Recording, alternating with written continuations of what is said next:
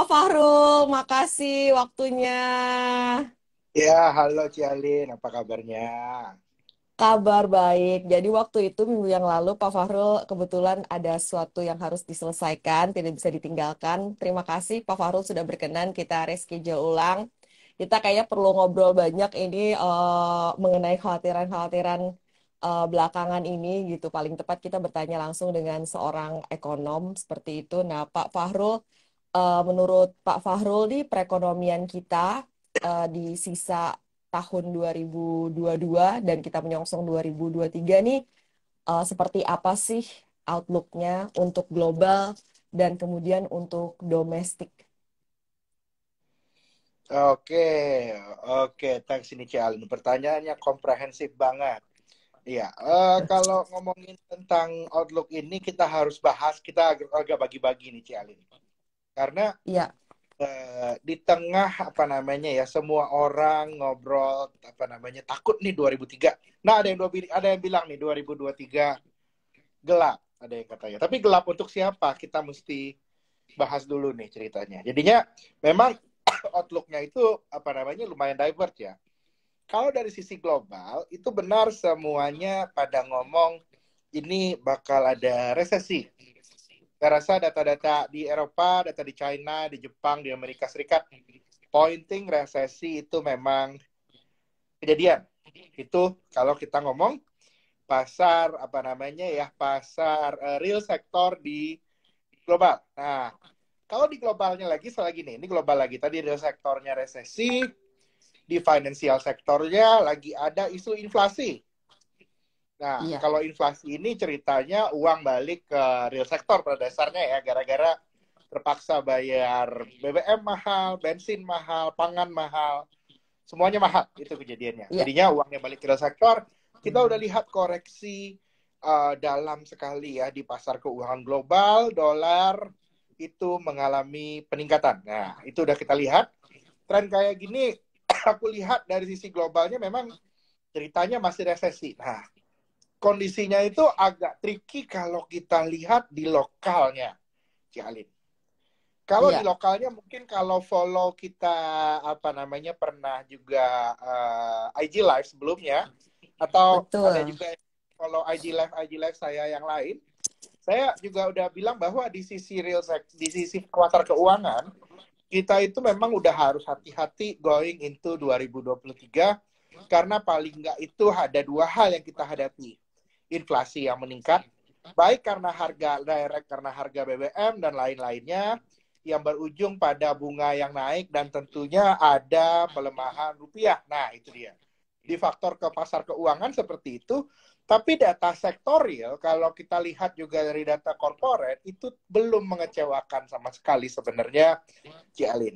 Kondisi jadinya aku bisa bilang cerita real sektor dan keuangan global itu kompak turun. Nah, kalau untuk di Indonesia agak berbeda ini. Real sektornya masih recovery mode gara-gara kita yang jualan komoditas. Benar kan? Iya, betul. Belum, ya. Ini harga komoditas peaking lah. Kita lihat sekarang ya, harga batu bara a bit correction. Minggu lalu apa namanya ya harga minyak udah nggak naik tapi neraca perdagangan kita masih bagus, data real sektor, pertumbuhan retail, penjualan mobil dan lain-lain not so bad, masih improving.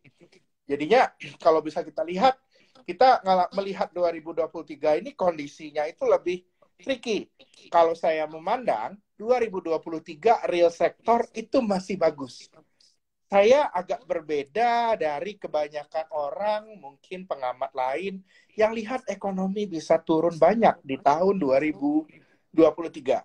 Kalau aku melihat tahun 2023 memang akan ada penyesuaian ekonomi, tapi kalau turun jadi dalam banget kayaknya enggak. Turun dalam banget Oke. kayaknya enggak. Kita harus selektif melihat sektor-sektor yang ada. Tapi kalau dari sisi keuangan, rekan-rekan yang bergelut di pasar keuangan itu memang harus sedikit berbenah.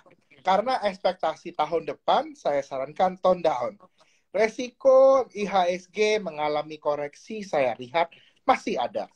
Saat ini mungkin asing yang mulai masuk, yang saya lihat habis ini tetap trennya power dari investor lokal itu agak tone down, Ci Alin. Kayak yang aku ceritain kemarin, gara-gara inflasi, uang cuan udah buat beli bensin. Kira-kira trennya seperti itu dan masih akan berlanjut. Ini yang harus kita perhatikan ini. Memang ada cerita resiko global, ada resiko lokal, ya, tapi kita mesti tahu how to handle it. Itu mungkin yang akan menarik untuk kita bahas.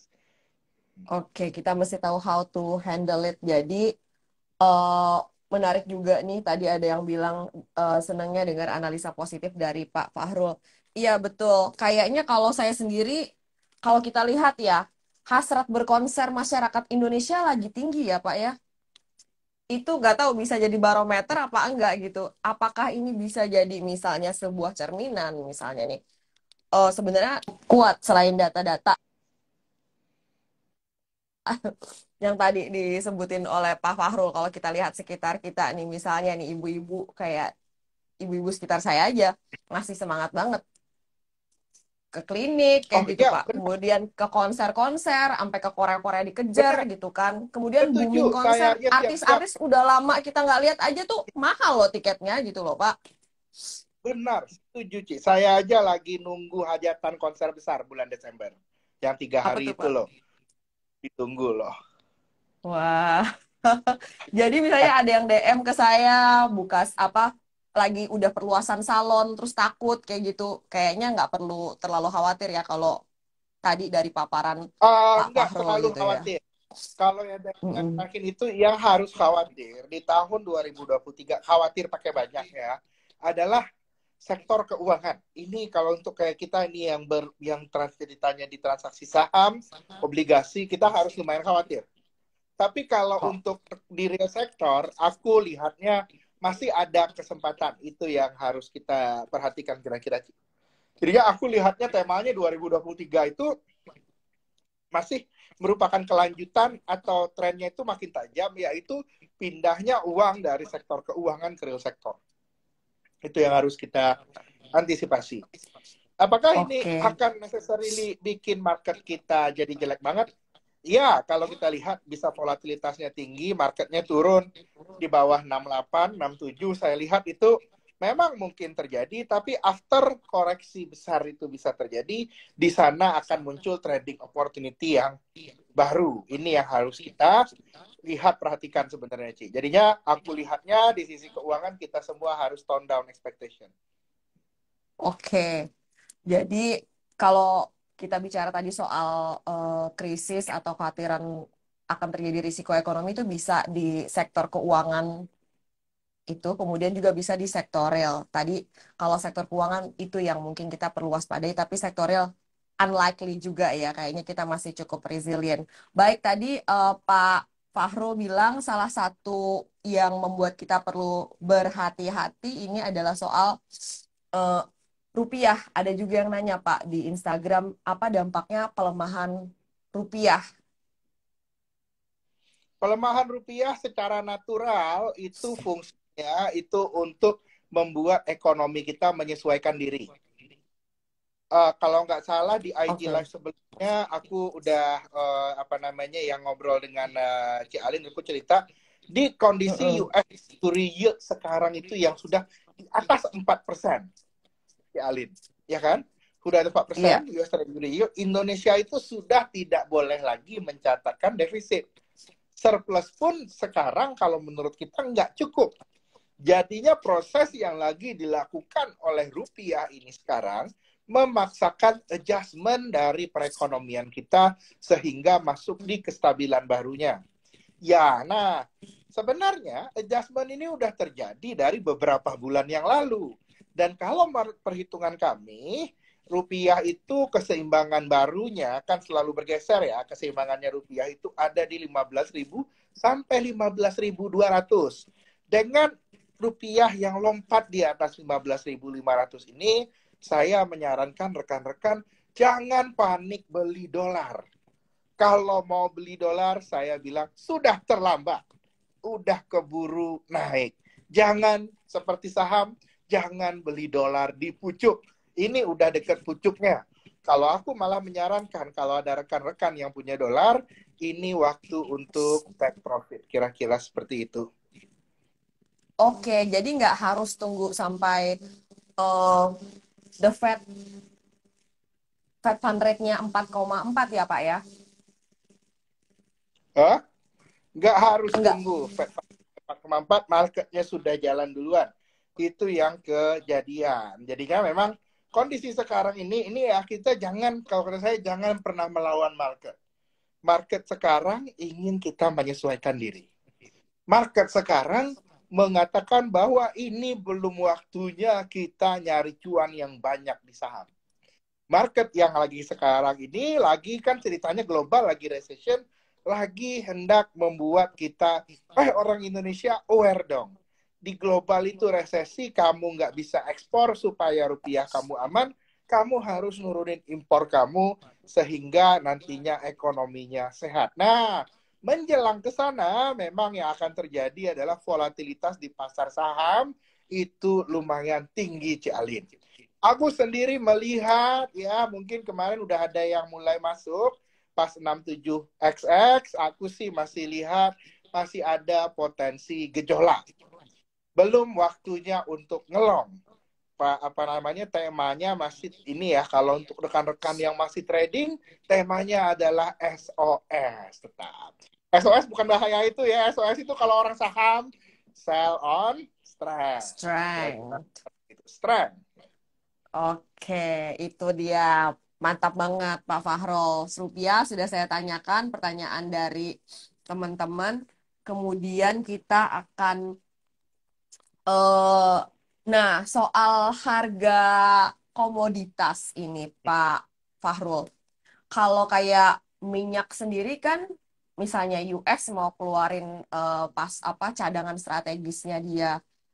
Ini arah harga minyak akan seperti apa? Karena kalau Indonesia sendiri kan kita impor ya, sangat kayaknya mempengaruhi banget sih untuk ketahanan fiskal kita ya Pak ya. Kalau harga Ya, minyak mah.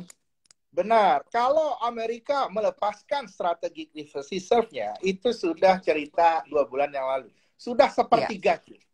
Sepertiga, keluarnya sepertiga strategic reserve di Wow. Amerika itu yang membuat harga minyak turun dari seratusan 3 bulan yang Mm-mm, lalu. Tempat mm-mm, 7x kan. Kalau nggak salah bulan lalu mm-mm, sempat 7x. Tapi pada dasarnya, nah ini yang aku lihat adalah pada dasarnya kondisi pasar komoditas itu adalah shortage of supply, kekurangan supply chain. Jadi mm-mm. arahannya yang aku lihat itu tahun depan, walau memang ada cerita resesi, kalau resesinya resesi biasa Cialin, bukan krisis ekonomi. Nah, ini nanti kita harus bahas juga nih potensi krisis, kira-kira krisisnya gimana yang bisa terjadi. Nah, kalau seandainya apa namanya hanya resesi biasa, tapi kita masih mengalami apa namanya shortage di pasar komoditas, kami memandang harga oil itu turunnya nggak bisa terlalu dalam. Aku lihatnya kalaupun rata-ratanya itu lebih rendah nggak akan di bawah 50, tetap rata-ratanya itu di atas 70 sampai 80 dolar per barrel, dan harga batu bara itu masih di atas 200 dolar per metric ton. Itu yang membuat kita melihat story tahun depan itu adalah it's still stagflation story yang sebenarnya kalau dioptimalkan itu sangat menguntungkan Indonesia. Yang membuat Indonesia itu sampai hari ini pasarnya itu masih lebih bagus dibandingkan negara-negara yang lain karena kita diekspektasikan, sekali lagi diekspektasikan ini Ci, kita akan dapat benefit yang banyak dari harga komoditas. Kira-kira kayak gitu. Kalau aku lihatnya commodity story tahun depan itu, ini aku agak non konsensus call ya, walaupun konsensus lihat harga komoditi bakal turun banyak. Aku dari supply side lihat nggak, turunnya itu hanya temporer. Mungkin ada concern resesi yang membuat market koreksi dan saham komoditi juga turun dalam. Kayak ini kayak tahun 2008. Turun dalam. Nah, itu justru nanti kesempatan kita untuk beli lagi saham komoditinya. Menurut saya siklus komoditas masih jauh dari berakhir. Turunnya yang akan terjadi di tahun 2023 lebih merupakan turun yang taktikal saja. Bukan turun yang bikin total bear. Wah, makasih nih. Udah dikasih insight ya buat kita semua. Jadi mungkin ada peluang kalau memang tadi kata Pak Fahrul turun dalam, kita bisa masuk beli lagi. Tapi Iya, story-nya saya, komoditas ini saya, kalau iya panjang, benar. masih panjang ya Pak ya? Benar, masih panjang. Jadinya kalau aku lihatnya turun di 2023 ini, it will be only tactical. Kalau orang mau bilang bearish ya, tactical bear aja. Turun di bawah, kita Oke. harus dari sekarang ini, kayak aku cerita sama Ci Alin itu, kita udah harus mikir-mikir, misalnya Januari, mungkin Februari tahun depan ada koreksi dalam, kita mau ambil apa? Itu ya mesti kita fokuskan sebenarnya. Oke, tuh siap-siap teman-teman mau ambil apa gitu. Jadi biar kitanya tuh Iya. nggak terlalu panik sendiri, nanti udah punya strategi sendiri. Baik. Oke, kalau harga logam ini ada yang nanya juga nih Pak, gimana sih prospeknya untuk 2021 dengan ramenya Kalau yang aku EV-EV lihat juga Bapak nih? Ibu sekalian, terkait sama yang logam related, aku nggak begitu bullish. Karena logam related itu proksi dari kenaikan global investment. Jadi ceritanya kalau inflasi itu naik, biasanya sih demand for investment itu lagi nggak meningkat. Yang meningkat itu permintaan untuk barang-barang konsumtif. Aku sampai hari ini nggak terlalu bullish on that matter. Mungkin hanya tactical bull aja kalau ada sentimen misalnya di industri EV dan lain-lainnya. On overall, saya untuk metal masih agak takut ngelihat resesi global yang terjadi di 2023.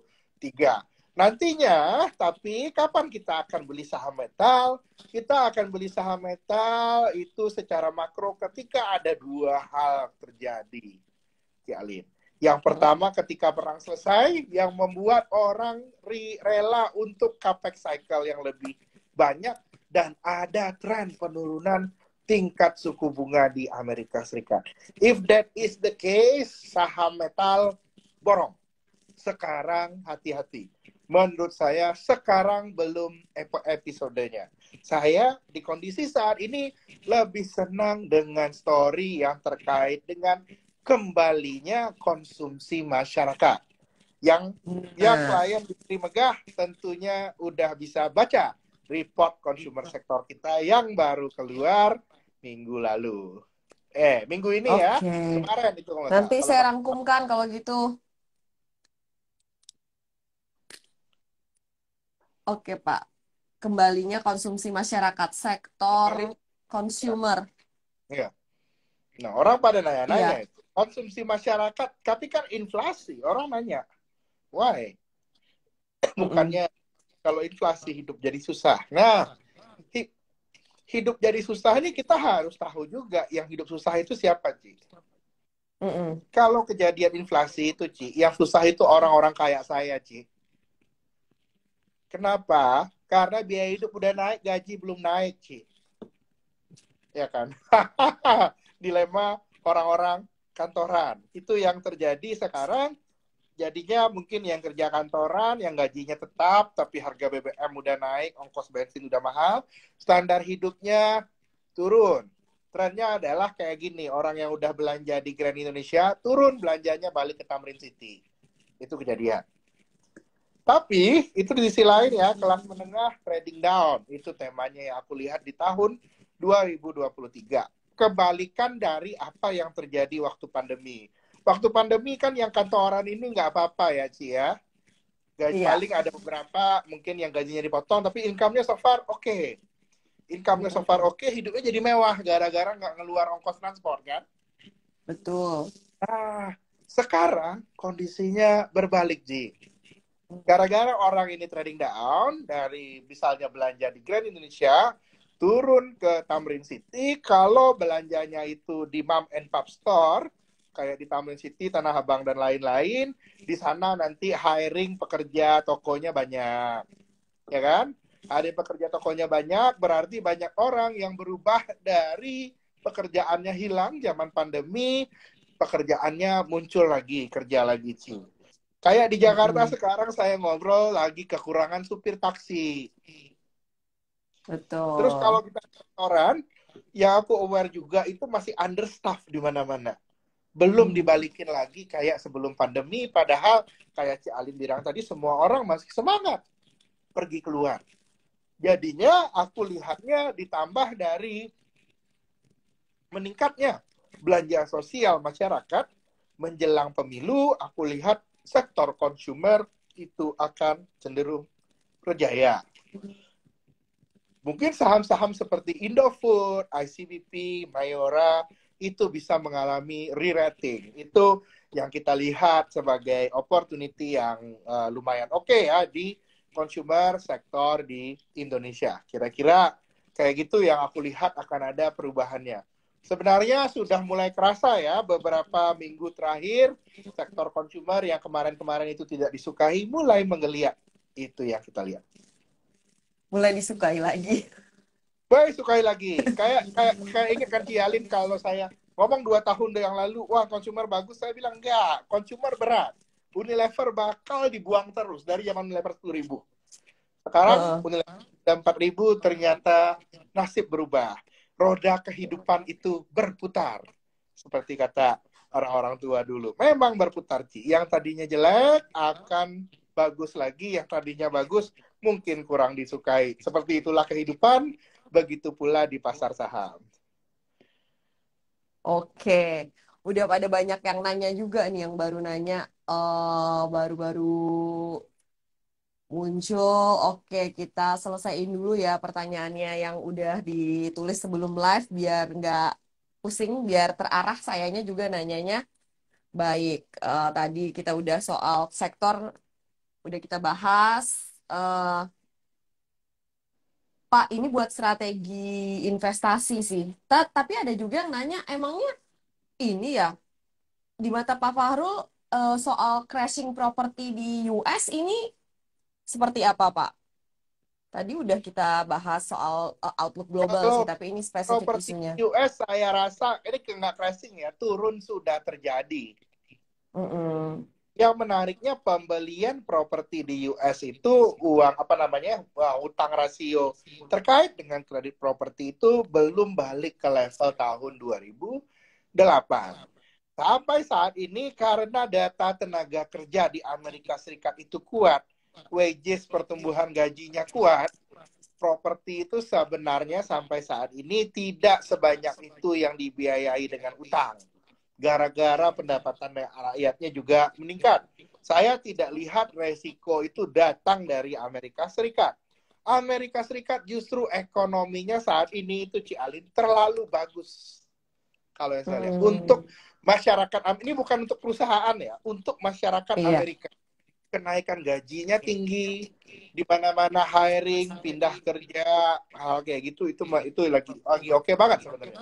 Resiko yang bisa menyebabkan kalau ada crash di 2023, kita harus admit ada juga potensi itu resikonya lebih banyak datangnya itu dari Eropa.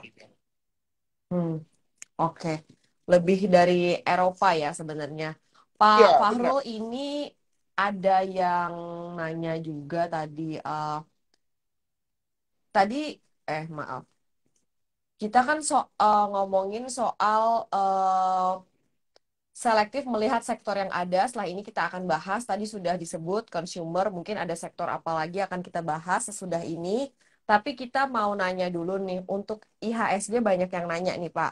Apakah akan tetap ada window dressing di akhir tahun? Menurut Pak Fahrul seperti apa? Yang saya tahu window dressing itu selalu subject to liquidity. Kalau Hmm, seandainya manajer memiliki likuiditas yang banyak, itu biasanya baru bisa dilakukan window dressing. In my opinion, karena saat ini trennya likuiditas itu tidak meningkat di berbagai level investor, baik itu di institutional investor ataupun di retail investor, Aku sih memberikan saran jangan berharap terlalu banyak ke window dressing. Kira-kira seperti itu.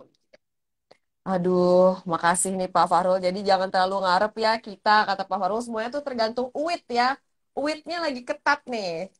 Duitnya lagi ketat. Kalau lagi Duitnya kayak para. zaman 2021, 2022, aku kan 2021, 2020, hilang ya. Window dressing adalah pasti ada inilah, ada duit ekstra buat naik. Semua aku Heeh. percaya nama window dressing itu semuanya tergantung duitnya Ci Alin. Duit freshnya itu nampak nggak? Kita ngelihat Oke. rata-rata trading hariannya terjaga nggak sekarang? Trading harian kan agak berat naiknya ini Ci Alin. Berapa hari terakhir, satu dua bulan terakhir lah. Udah mulai flat, pelan-pelan mulai turun. Sekalipun, nah ini aku lihat ya, sekalipun ada window dressing, ke depannya aku lihat window dressing akan yang paling bisa ngedrive adalah investor asing. Gara-gara mereka udah balik lagi ke Indonesia. Nah, apa yang mau di Windrest sekalipun ada, tetap hati-hati ya. Lihatlah saham-saham yang banyak dimasukin oleh investor asing. Itu lebih merupakan kandidat window dressing yang lebih kuat. Kira-kira kayak gitu. Nah, udah dikasih juga nih strateginya sama Pak Fahrul ya. Semoga Dilihat, bisa ya, membantu. karena belakangan itu ceritanya Ci, kalau kita lihat kan kita lihat normalize, lihat fundamental. Kalau lihat fundamental yang kejadian sekarang itu kita harus lihat saham-saham yang dimiliki oleh asing. Asingnya siapa aja masuk mana? Oh, ada saham Banks, Pegas, kayak gitu. Kita harus balik.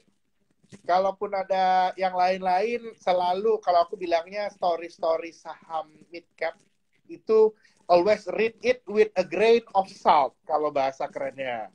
Dibilang bagus Hmm. tapi selalu kita rasa-rasain oke. Bagusnya gimana? Nggak kayak dulu lagi. Kalau dulu kan oh ini ada story-nya, ada call production, it's easy to go. After this cerita-cerita kayak gitu makin sedikit dan kita harus lebih selektif kira-kira seperti itu. Baik, kalau dari Trimegah Sekuritas sendiri untuk akhir tahun 2022 itu target IHSG-nya berapa Pak? Apakah ada 7.000 revisi? kita lihat. Kita Oke, tidak bukan berubah. 8.000 ya teman-teman. Bukan Ini ada Heri 8.000. Sudistiono. 8.000 bukan di kita. Kita awal Mm-mm. tahun waktu masih Oke. optimis banget. Waktu masih uptrend, kita lihat 7.400. Bulan Juli, head of research kita, Bapak Willy, itu cut dari 7.400 ke 7.100. Kita nggak ubah sampai segitu. Fairnya Oh, ada di saat ini, kita lihat. Jadi kalau lihat 7.000, kalau aku yang dari kemarin itu 7.000 ini ya upside-nya kalau kita trading, kalau yang udah punya posisi, kalau naik, aku happy buat take profit. Nah, kalau udah ngerasa kan ya. Jadinya market kayak gini aku selalu ingetin juga, jangan HK. Sebisa mungkin jangan HK. Yang menang orang yang bersabar pandai menawar. Beli di bawah, jual di atas. Kalau market naik, mikirnya jual, jangan beli. Kalau market turun, mikirnya beli, jangan jual. Kira-kira seperti itu kita menghadapi market kayak gini. wah, mantap. Terima kasih banyak nih Pak Ah, Fahrul. Soalnya kita sering gini ya, kita kayak dia naik gitu ya. Orang naik buat jualan, bukan buat dia benar sekali. Nggak bukan salah. akum. Iya, benar. Bukan, ya. Itu kalau beli HK itu di periode likuiditas banyak. Berarti misalnya kalau saya bank makro, likuiditas banyak. Ada bilang saham A mau naik, ada dapat newsnya fundamental oke HK nggak apa-apa likuiditasnya banyak waktu itu. Kalau likuiditas tipis itu kalau ibarat trader kita kalau bahasa trader itu kita lebarin spreadnya itu dilebarin. Kalau mau beli kita harganya kalau murah banget nggak mau beli, baru mau beli kalau murah banget, dan baru kalau mau jual kalau mahal banget, kira-kira kayak gitu.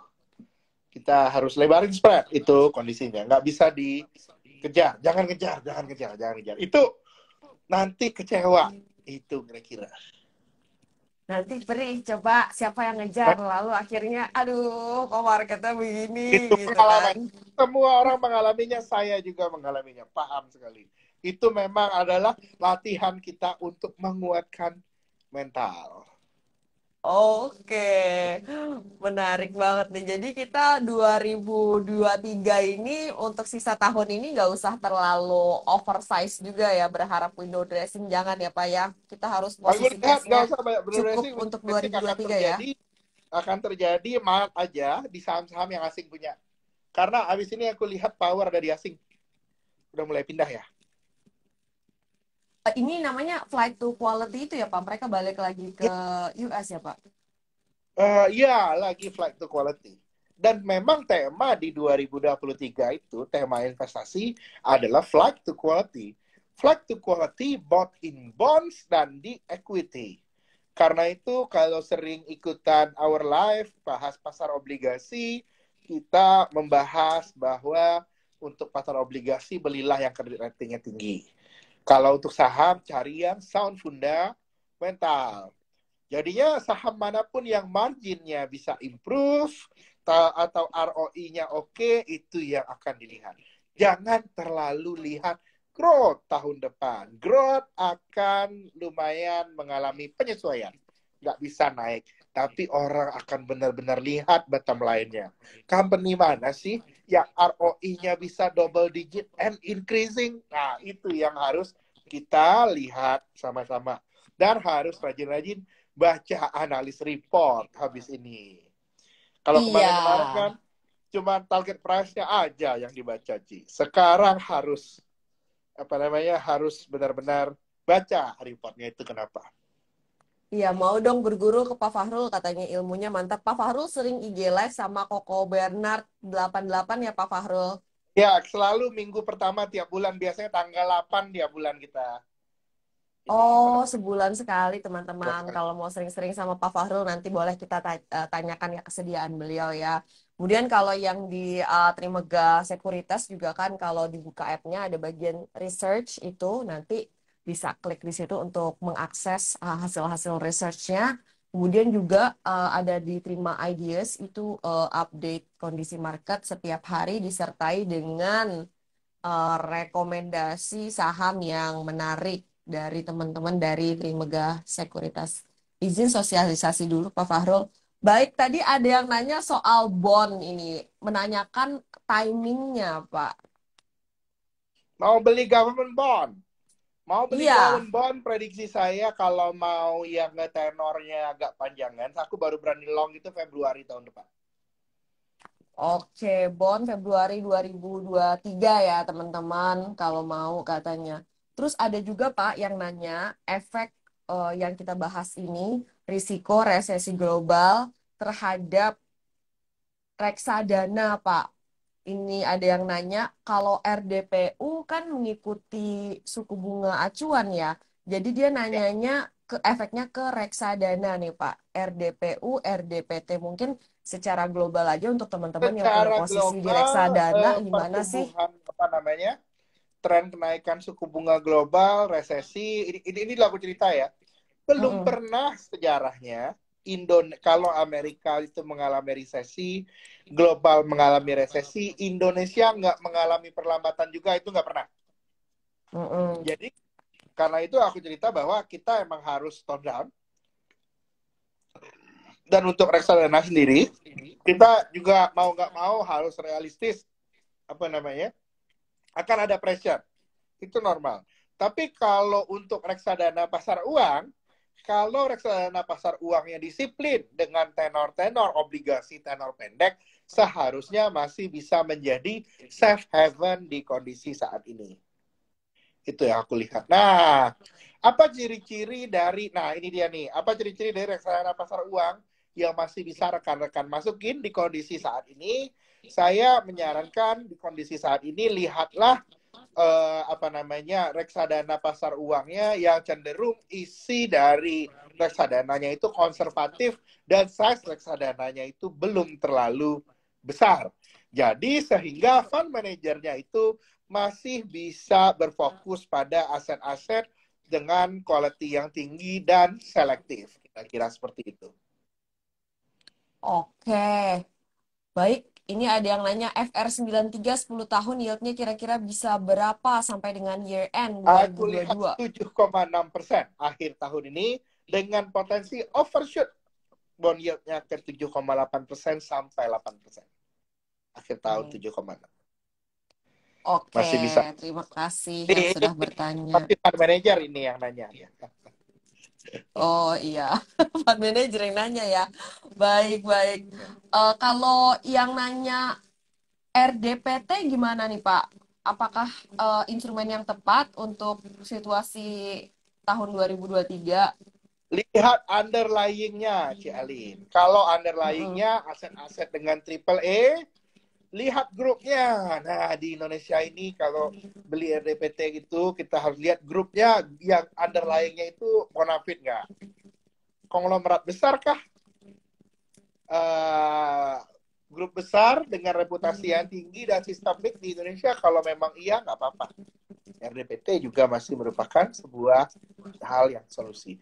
Intinya, tema untuk investasi kita sampai tengah tahun 2023, short volatility, long stability, kira-kira kayak gitu.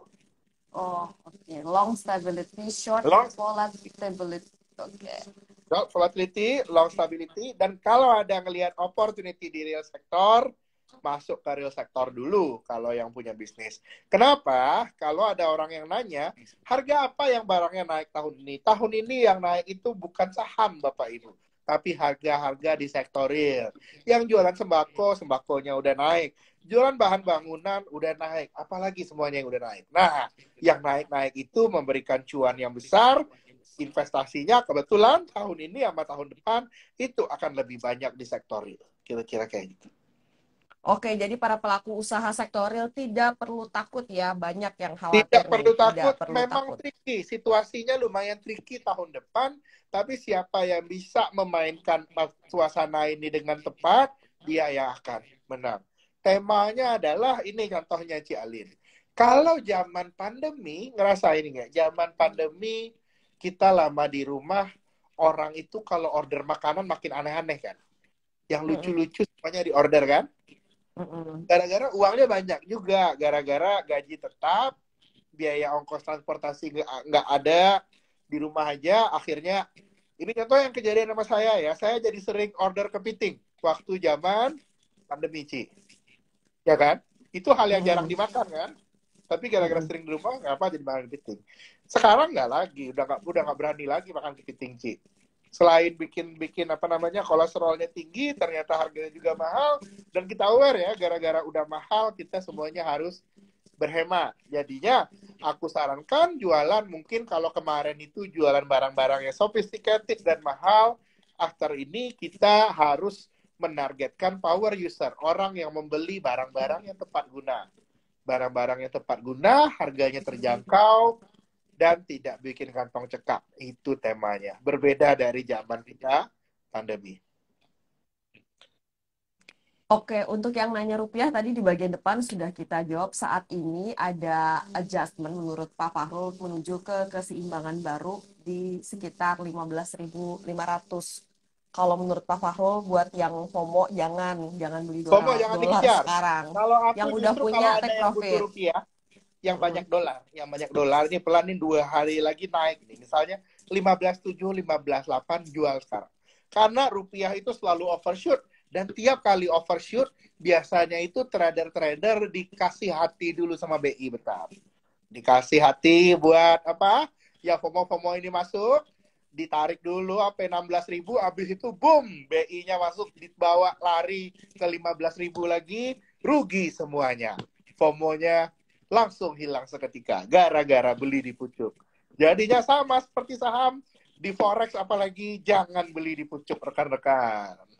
Bahaya. Oke.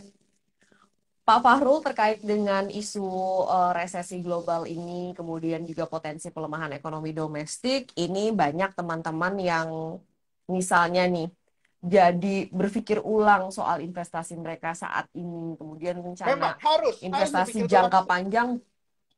Oke, jadi seperti apa Pak? Kita adaptasi yang baik, bukan adaptasi karena panik. Jangan adaptasi karena panik, tapi kita lihat tren besar. Paling gampang itu saya misalnya kalau ketemu ketemu bisnismen ya, sektor real, saya selalu menyarankan untuk lihat ini tren harga-harga, Bapak mesti lihat ini tren harga-harga, tren inflasi masih naik apa masih turun. Kalau tren inflasinya terkendali atau deflasi kayak zaman kita di apa pandemi, Ci. Inflasi kan cuma pandemi 1%, Ci, kalau ingat. Ya, betul-betul rendah banget. Nah, kalau trennya itu inflasinya turun atau terkendali, financial asset akan lebih jagoan daripada real asset. Karena kalau inflasi terkendali, harga barangnya nggak naik, kita segitu-segitu aja, ada income tambahan, pasti masuk tabungan kan? Masuk tabungan, beli saham, beli obligasi. Itu kalau di periode inflasinya rendah. Tapi kalau begitu periodenya inflasinya tinggi, ekspektasi kita di pasar keuangan harus agak tone down. Karena inflasi tinggi itu mengeluarkan uang dari akan mengeluarkan uang dari financial sector masuk ke real sector. Dan trennya sekarang itu adalah tren inflasi. Kalau tren inflasi naik, kita udah harus sadar bahwa kita tidak bisa rely lagi untuk pasar saham naik cepat dan steady dalam waktu yang lama. Pasti mereka akan ada adjustment, tapi akan ada beberapa saham yang high quality, return on equity-nya bagus, growth-nya oke, cash flow-nya kencang, itu yang akan justru menjadi juara. Dan di tren inflasi ini, kita sarankan dalam untuk melihat saham, jangan terlalu gampang terbuai oleh story-story yang indah-indah. Kita ceritanya after this yang nyata-nyata aja, kira-kira gitu. Ada duitnya nggak? Semua orang ujungnya pasti gitu nanyanya habis ini. Oke, yang nyata-nyata aja ya, ada nggak tercermin di laba bersih dan cash-nya perusahaan tersebut berarti ya Pak Yes. ya? Hmm. Baik, ini ada yang bertanya sangat teknis. Mungkin saatnya kita ke bagian tadi Pak Fahrul bilang yang penting pada saat sekarang how to handle kayak gitu ya Pak ya. Gimana sih untuk teman-teman semua ini ada yang bertanya untuk kondisi saat ini. Jadi gimana jika foto kita udah nyangkut di atas? Terus ada juga yang cerita nih nyangkut di PTBA. Seperti apa Pak sarannya untuk teman-teman yang mungkin kemarin telat jual sampai akhirnya jadi nyangkut? Kalau jadi nyangkut, kalau aku sih tetap lihatnya ya, kalaupun udah nyangkut, ini satu lagi dengan outlook saya memandang kondisi pasar sangat cautious di tahun 2023. Sekalipun udah nyangkut, kalau agree dengan pendapat saya bahwa tahun depan itu cautious, sebaiknya kalau memang memang mau nggak mau harus cut loss. Cut loss, porsi yang tinggal di portofolio sampai nantinya market itu benar-benar stabil harus hanya trading portion aja. Jangan ada porsi yang ngelong. Temanya, tiap market naik selalu lakukan sell on sell. Kira-kira gitu. Dan di kondisi kayak gini, saya lihatnya selalu adalah kalau kita ternyata salah posisi, hal yang terbaik kita cepat realize, kita harus mau cut loss. Kira-kira seperti itu. Dan kalau Baik, cut loss habis itu naik, jangan pernah menyesal. betul. Pasar itu memang seperti itu. Pasar itu tempat yang membuat kita penuh penyesalan, Ji. Kita datang ke pasar, beli cabai, ada cabai yang jualannya, kita dapat 20.000 sekilo, cabai lagi mahal. Ternyata sebelahnya, gue ketipu nih. Ternyata tukang cabai sebelah ada yang 15.000 sekilo. Kecewa. Di pasar itu selalu kayak gitu. Nah, makanya setiap setelah Oke. selesai dari pasar, jual untung atau jual rugi, kalau saya ya, jual untung ataupun jual rugi, apapun yang terjadi tidak lihat ke belakang, lihatnya ke depan. Karena kalau lihat ke belakang itu pasti ada kesalahan, pasti ceritanya jikalau jikalau andaikan gitu. Udah kayak gitu kan udah berat gitu kalau bahasannya seperti itu ya. Jikalau andaikan tahu gitu ya Pak ya. Tapi Nah, itu ya itu kan itu paling bahaya itu ya. heeh. Ini buat yang ada dana invest jangka panjang, kapan bisa masuk BBCA, BBRI dan teman-temannya Pak? Kalau aku kalau aku saat ini belum belum merekomendasikan untuk ambil long. Posisinya saat ini masih kondisi sell on strength. Tiap ada kenaikan itu sell, kalau turun lagi buy. Aku lihat kemungkinan waktu kita harus bisa masuk ke market itu di antara bulan Januari sampai Maret 2023.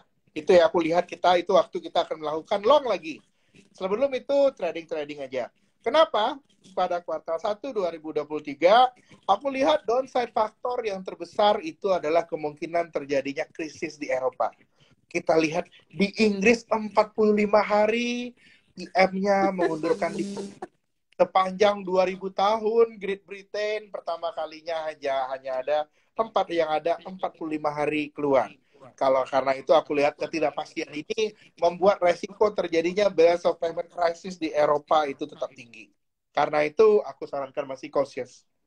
Dan aku baru Oke, benar-benar bisa jadi kita bullish tetap on cautious ya. market kalau kita lihat the Fed udah naik dan pivoting. Dan pivoting ini aku lihat baru bisa terjadinya summer tahun depan. Kalau summer tahun depan kejadiannya, harusnya baru mulai dipricingin waktu spring tahun depan. Spring tahun depan, Februari, Maret lah, kira-kira kayak gitu. Hmm, oke. Wah, terima kasih dapat ilmu nih, Ya, Pak. itu Pak. Intinya Mm-mm. memang kita harus selalu investing. Kalau saham lagi nggak jalan, itu bisa beli money market fund.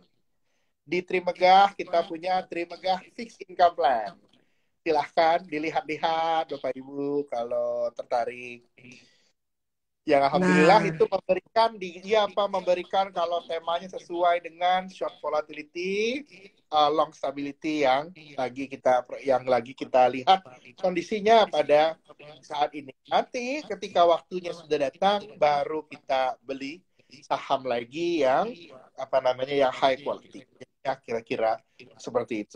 Pesan saya selalu jaga posisi dan jaga rasio di kondisi-kondisi seperti ini, jangan sampai nanti ketika time to buy itu datang, kita berada pada posisi yang nggak punya cash. Itu biasanya hal yang paling sedih yang pernah terjadi dalam hidup saya juga, Cik. kapan itu, Pak? Pernah, Pak?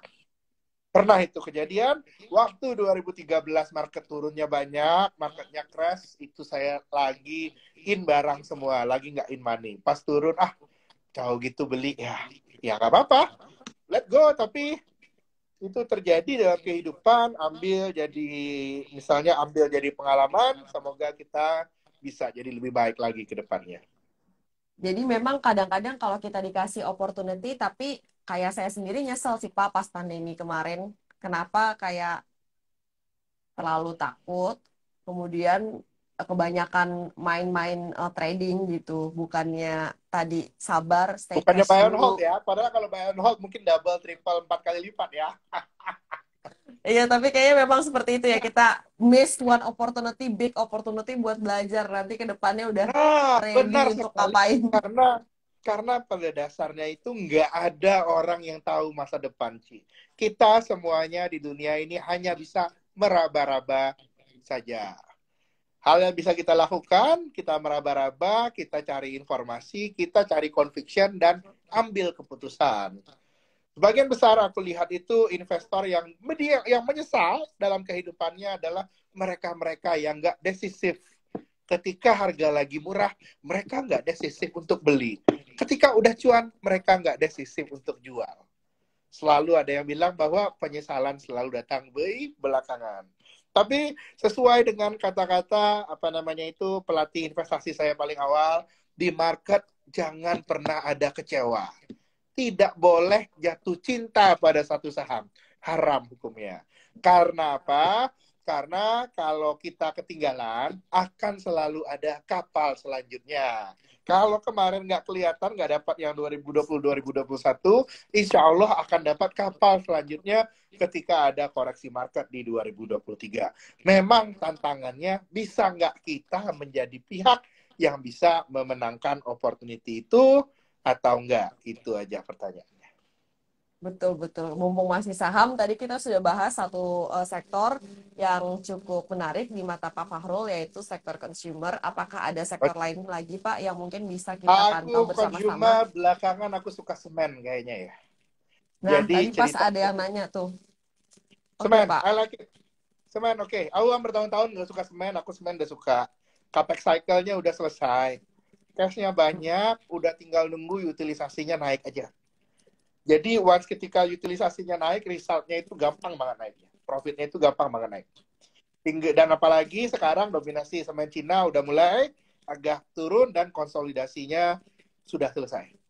Jadi kita bisa dapat opportunity di tahun depan. Oke, kalau dulu-dulu kan kayaknya salah satu pengganjalnya itu oversupply ya Pak ya untuk semen ya Pak ya. Ini aku lihat udah apa namanya udah hampir selesai sih, terutama kayak kompetitornya mesti out dulu. Ini kan ceritanya barang Cina udah pernah mahal, Ci. Dan mereka udah bisa naikin harga. Ini paling penting nih. Jadi cerita tahun depan itu kita lihat dalam kehidupan sehari-hari kita, apa sih harganya yang bisa naik banyak?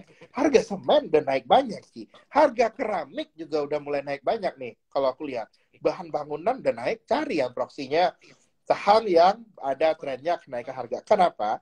Karena tahun depan volume growth kita tidak bisa berharap naik terlalu banyak karena pertumbuhan ekonomi agak turun. Carilah tempat di mana bisnis atau industri yang bisa naikin harga.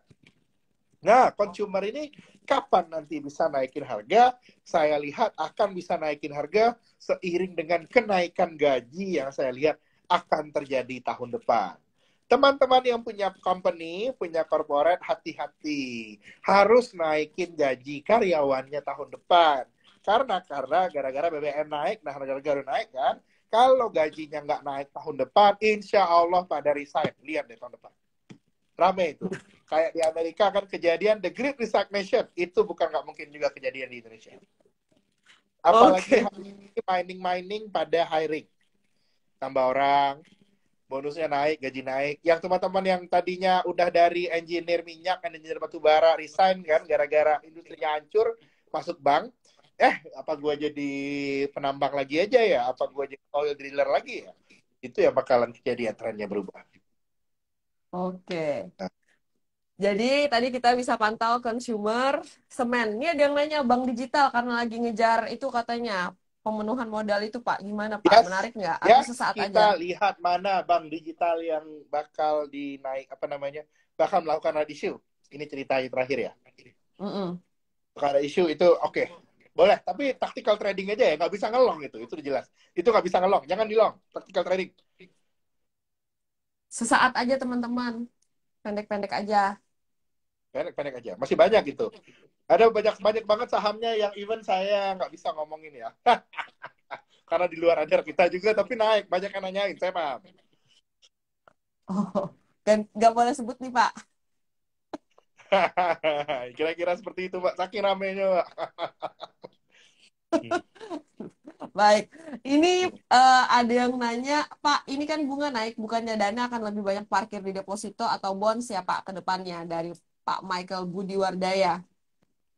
Ya, dana akan lebih banyak parkir ke deposito sama bonds, benar, untuk mudah naik. Kalau untuk sahamnya, itu udah karena likuiditasnya pindah ke sana, udah nggak bisa lagi story-story kosong, udah nggak bisa lagi. Harus saham dengan good quality.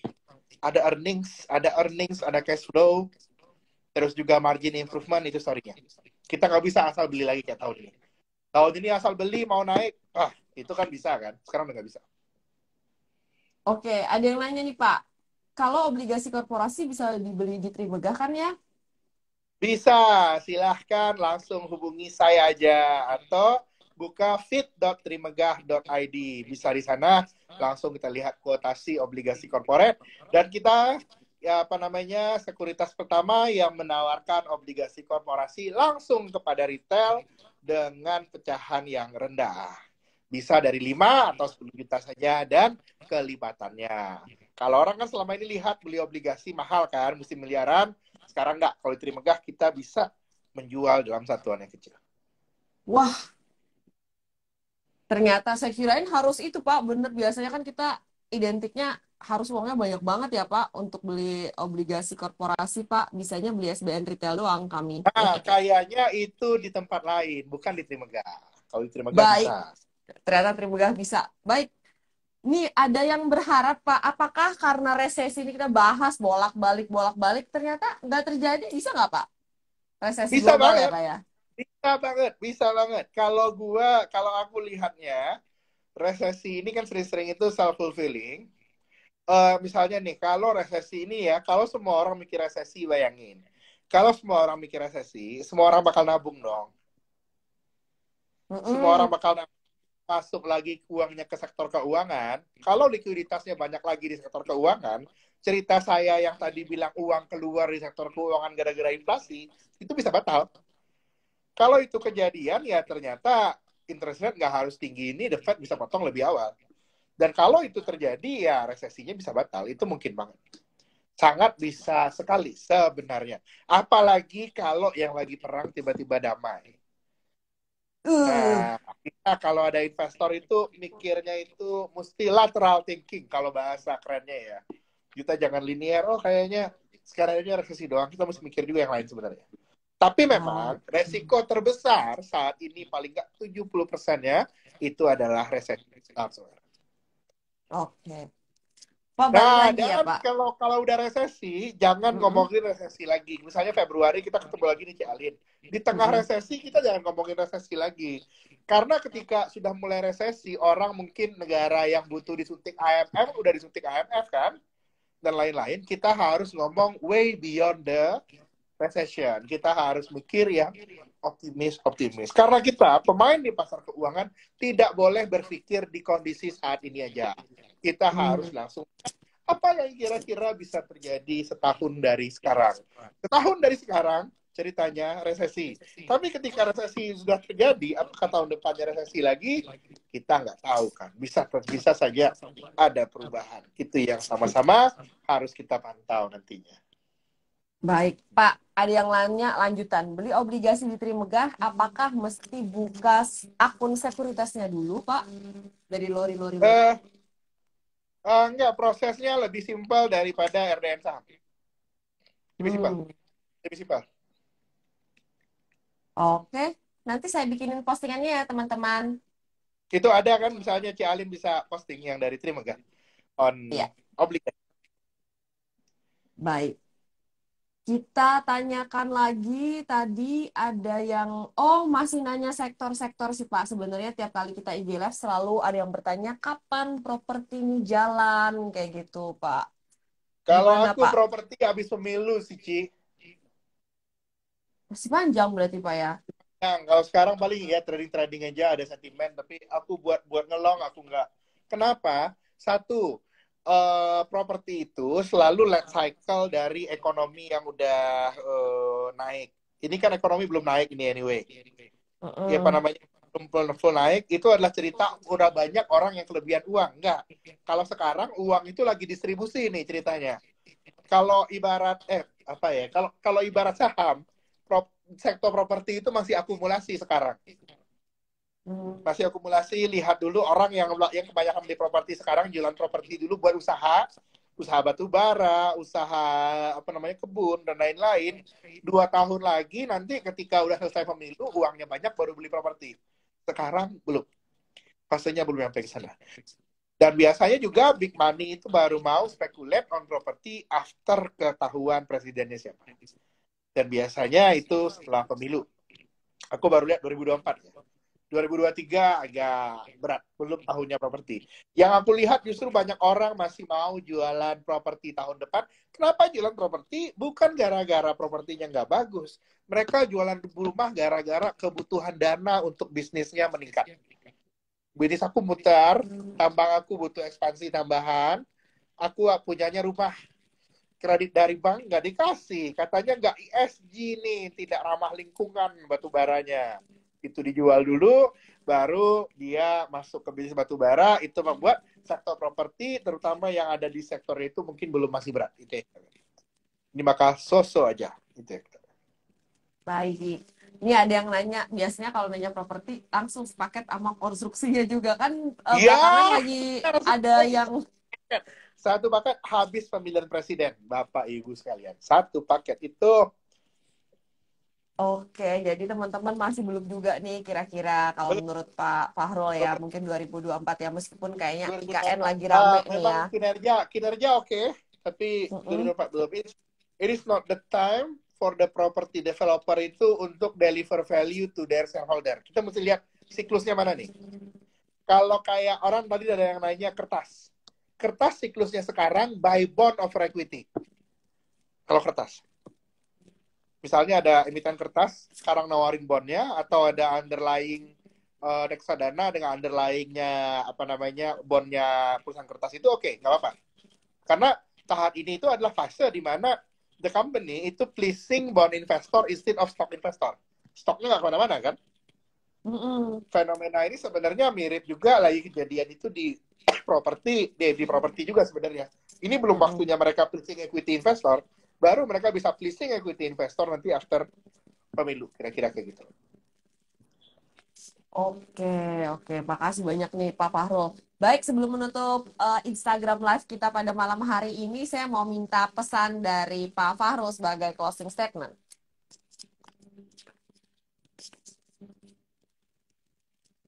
Apakah? Yes? Oke.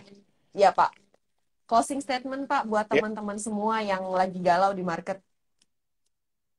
Oke, iya. Mungkin kita semua ketahui bahwa ke depan ini kita akan menghadapi volatility di market. Dan memang kalau kita cerita perlambatan ataupun recession, itu akan terjadi. Dan saya percaya di Indonesia itu yang lebih akan terjadi adalah perlambatan dengan rotasi-rotasi yang major pada sektor-sektor ekonomi tertentu. Dan inilah yang harus kita pelajari untuk tetap bisa mendapatkan hasil yang baik di tahun 2023. Stay vigilant, hati-hati, dan mindset investasinya harus terus berkembang. Oke, sering-sering Pak IG Live katanya Pak Fahrul. Ya, siap-siap Cialin. Sering-sering aja undang aku, kita rutin sekali sebulan oke juga nih di tanggal-tanggal Boleh, segini. gimana Itu teman-teman? pertama aku sama Ko Sekali Bernard, sebulan. dua atau ketiga sama Cialin kayak gitu. Ya, digilir ya Pak ya. Gilir. Baik, nanti kita adain ya teman-teman. Tapi juga saya usahain juga pertanyaannya beragam biar Pak Fahrul nggak bosen ya. Kita tanya Oke, oke. pertanyaan yang ini lagi, ini lagi. Tapi memang resesi ini memang benar-benar banyak yang worry, jadi perlu kita bahas. Tadi makasih banyak sudah dapat outlook yang komprehensif dan balance dari Pak Fahrul Fulvian. Terima kasih Pak. Oke, Sehat makasih. selalu. Makasih. Sukses Ya, selalu. Terima kasih teman-teman yang sudah join ya. malam ini ya, menambah ilmu Mari, bersama. Makasih. Semoga makasih. pada cuan. Nah, cuan. Bye. Ya, ya, bye-bye.